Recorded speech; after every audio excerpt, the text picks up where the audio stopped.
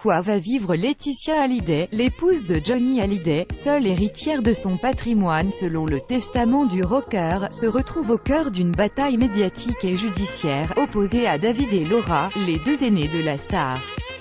Ces derniers demandent un gel des avoirs et un droit de regard sur l'album posthume, dont la sortie est retardée par le conflit.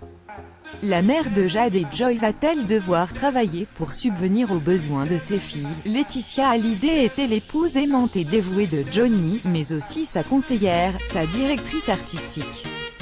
C'est elle qui l'encourageait à être présent sur les réseaux sociaux, qui lui a présenté quelques-uns de ses derniers collaborateurs tels que son manager Sébastien Farran. Elle a su se faire une place dans la carrière du rocker. À sa mort, elle a perdu l'homme de sa vie, son moteur.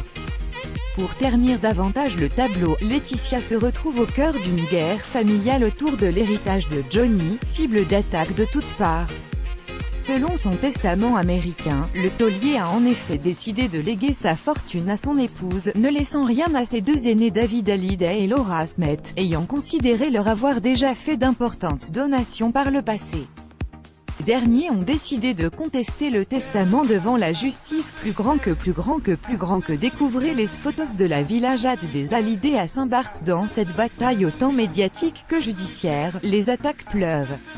Les deux premiers enfants du rocker demandent notamment au juge un gel des avoirs ainsi qu'un droit de regard sur l'album posthume de leur père, qu'il a enregistré avant sa mort et qui est en cours de préparation par l'équipe de musiciens pour une éventuelle sortie très prochainement.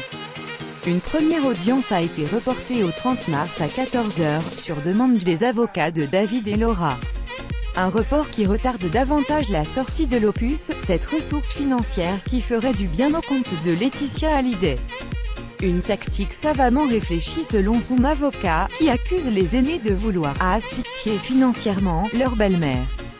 Le train de vie de la mère de Jade et Joy va en effet pâtir des récents événements. Sans Johnny, il n'y aura plus de tournée et bientôt plus d'albums, a rappelé Maître Ardavan Amir Aslani auprès de Paris Match. Laetitia Hallyday vit pour le moment de sa maison à Saint-Barth, la villa Jade, louée près de 10 mois par an. Elle rapporterait, selon des informations publiées par Public mi-mars, une centaine de milliers d'euros par mois.